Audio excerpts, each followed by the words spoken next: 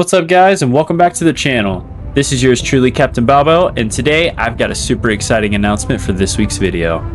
You guys, we are finally getting the long-awaited sequel to the Academy Award-winning movie Interstellar. Psych! This one is Alters. So let me start out by saying that I feel like this game is great. It's a really nice blend of survival, base building, and sci-fi exploration elements, and that's something that I've kind of come to find in my first early hours of playing The Alters, is that it's a game that's a jack of all trades, but a master of really none. And what I mean by that is it does all of these individual elements that I've just mentioned, like survival, base building, sci-fi exploration. It does them really well, and it blends them together in a seamless way when it comes to gameplay. However, you've probably played better individual survival games, better individual base building games, sci-fi exploration, so on and so forth. So the story takes us to this unknown alien planet that is assumed to have this element called rupidium. And rupidium is core and central to this game's story. Rupidium is the whole reason that the space exploration company that we're employed for has sent us and a team of other experts to this alien planet to begin with. Now, of course, Earth is looking to capitalize on rupidium and pretty much pimp it out for $1, but it has some really cool redeeming qualities, and it accelerates the life cycle and everything that it's implemented into. So a crop that takes, a full growing season to grow, rupidium gets introduced, and now it only takes maybe a matter of days or hours to grow. That same idea is then applied on a larger scale with what we know are the alters in the game, which are essentially clones.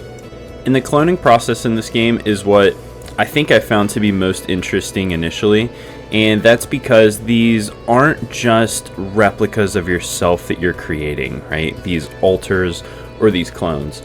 You share original memories. However, at some point during the life cycle process, these clones or these other alters took different life paths. So you're essentially seeing yourself in a hindsight lens if, you took that risk, or you stood up to your abusive father, and because you did that, your life trajected this way. Or maybe you took that job and took that risk and left college. Or maybe you finished college, and this is how your life panned out. There's all of these different branching paths that you could have taken in life, and then you can create clones that lived those alternate paths, and with that come a completely unique set or original set of ideas, thoughts, skills, so on and so forth. It's really neat. So as far as my gameplay impressions go, I do enjoy the exploration element. I haven't explored a vast amount of the planet yet, but the planet that we're on is pretty neat. It's cold, it's desolate, it's rainy. There's a huge ocean nearby that kind of gives me that interstellar vibe. So as far as the setting goes, I like it. It's nothing too crazy, but it seems to do the job. And then there's our base, which is a huge part of this game and where we spend a lot of our time.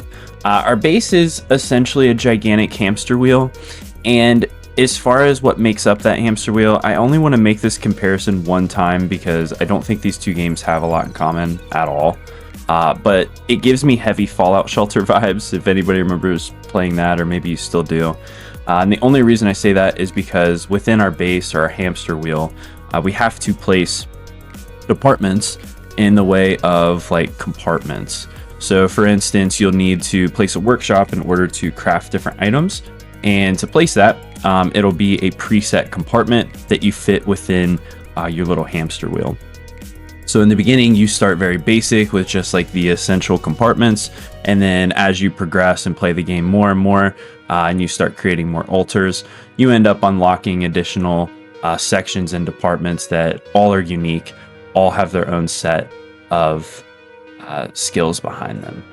And so for my final thoughts on the alters, it currently is sitting at 4,399 positive reviews on Steam at an 89% hit rate. And recent reviews are 95% positive with just over 1,200 reviews. So for the current price, or the full price, I should say, of $34.99. The game does seem to be well worth that, especially based off of other user reviews that have played the game a bit longer. Additionally, though, I got this game for $24.49, and it is currently on sale until December 18th of 2025. So if you're watching this within the next few days, you can jump into Steam and get it on sale as well. And if you miss it, I wouldn't sweat it too much. Steam has sales all throughout the year, and in 2025, we're right around the corner from the Steam Winter Sale. So I do think that the game is worth it full price, and for me at $24.49, it's really a no-brainer.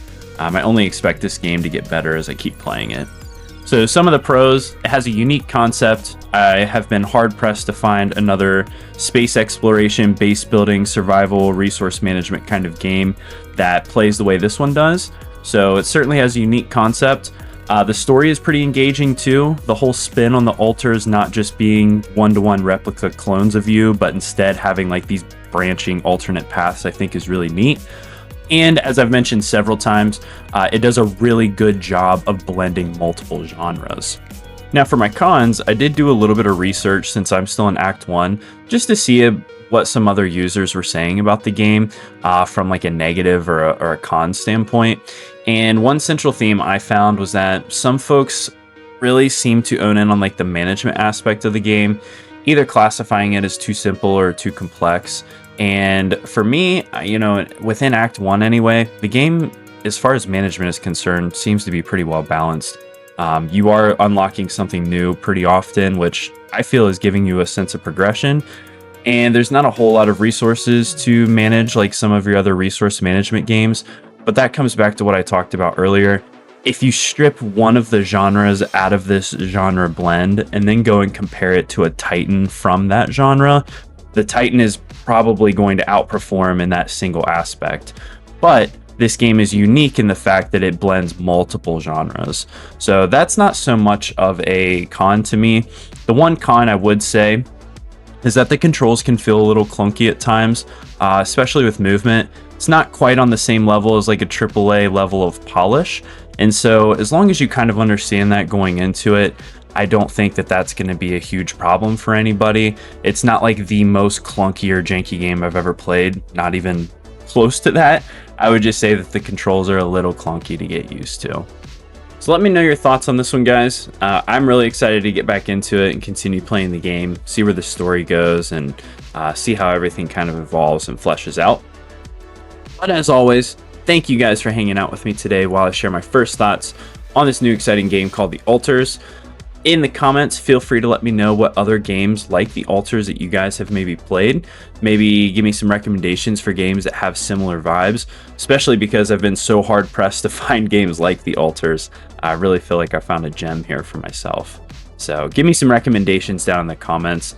Also, if you guys don't mind, please don't forget to like and subscribe. It helps me out a ton, and I'm greatly appreciative for each and every one of those. So please take a moment out and like and subscribe if you like today's video. Thank you guys again for watching, and I will see you on the next one.